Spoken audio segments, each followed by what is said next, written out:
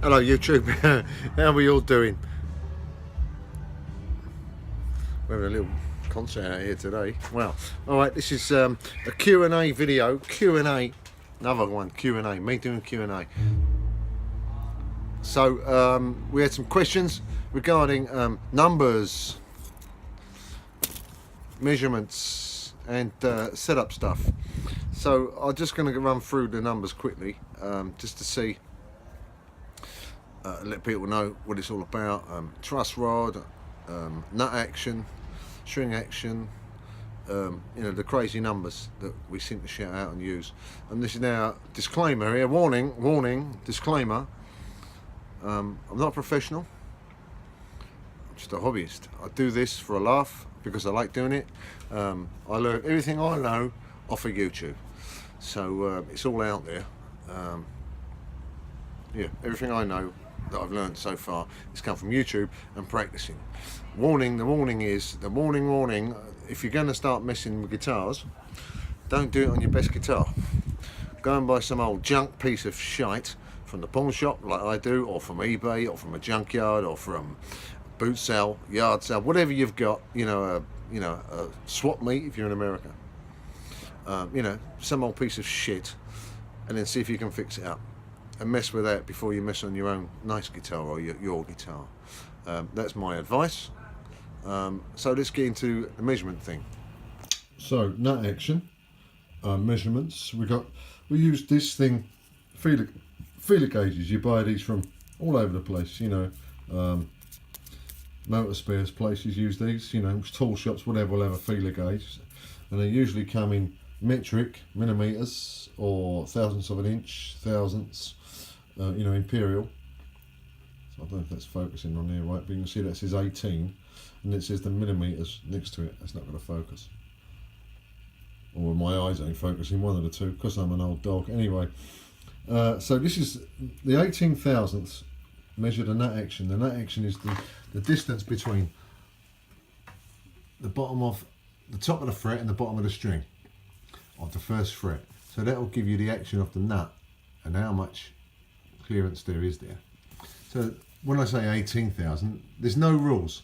There's no 100% rules. It's a personal thing. Some people might like it high and want a big action there. This is just, you know, there's just guidelines. So if you stick that in there and it just slides in, oh, that's 18. This one's 18. But it can be a rough guideline that I was told was 20,000 plus or minus 2,000. So there you go. There's your, what help if I didn't drop it on the floor. So that's your 18. Is that coming up there? Just see that 18, whatever it is in millimeters, point something, 00 something, whatever it is. So that's your nut action. That's how you measure your nut action. So to raise that up and down, you'd have to, if you want to raise it, you've either put a new nut in or fill the gaps in, fill the holes in. Or if you want to drop it, you file it away. Warning, don't be filing it. You've got to have, you know, specialist tools for that, and you know, it can be done easily, but anyway, that's that one. Truss rod thing is the bend in the truss rod. So if it goes like this, you know, you've got a forward bend like this. Hang on, how can I do this? Like this, like that. Or if it's straight, or if it's bent backwards, a back bow. So your truss rod adjusts that. So you want enough movement so that the string does its thing. You know, I think the word is ellipses. When it vibrates, it spins around. So it's got to have enough clearance off the frets for it to ring. So then we measure that by putting a capo if you're in America, capo if you're in England, or if you're from the south of England anyway, like me. There we go, capo on the first fret. Trying to do this one-handed isn't. Yeah. Anyway, you stick the capo on there, hold down the where the neck meets the body, around the 17th as usual, around here, and then you'll measure the distance of the string between the bottom of the string and the top of the fret, around the 7th fret, 8th fret, 9th fret, you know, 6th, around the area, which is kind of the midpoint of the neck.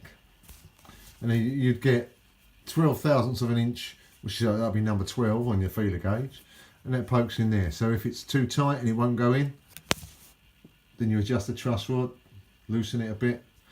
If it's too slack and too wide, then you tighten it, and then so you go with that. But there's loads of videos on YouTube, so check out other videos on that. And then the string height thing, you can use a ruler. Use like a ruler like this. You can buy these anywhere. I've got this little one here. This is a cool one because it fits on better. I like this one better. This measures in 64ths of an inch, but you can do 32s, whatever you got, whatever you can do. And then you measure that. I always measure that around the 17th fret. And if you can get 4 64ths, which is 2 32s, or is that an 1/8 of an inch? I'm not 100% sure. Here, that's your string height. That's your height from the bottom of the string to the top of the bottom of the string to the top of the fret. And if you can see that there, it's kind of hard to show on a camera like this. But it's just the measurements for setting up your guitar. So it kind of feels you got a nice lowish action. You can do it. There's no rules. If you want it low and it doesn't fret out and it doesn't buzz, then great, get it low. If you like it higher, some people like really high action. I like it kind of low as I can get it, or lowish. Anyway, so that's the word on that. So it's numbers, measurements. It's all about the measurement stuff. These little tools you can buy. These, are cheap. You can buy them anywhere. Little metal ruler. These feeler gauges you buy anywhere. Capo you should have anyway. That's for basic setup stuff.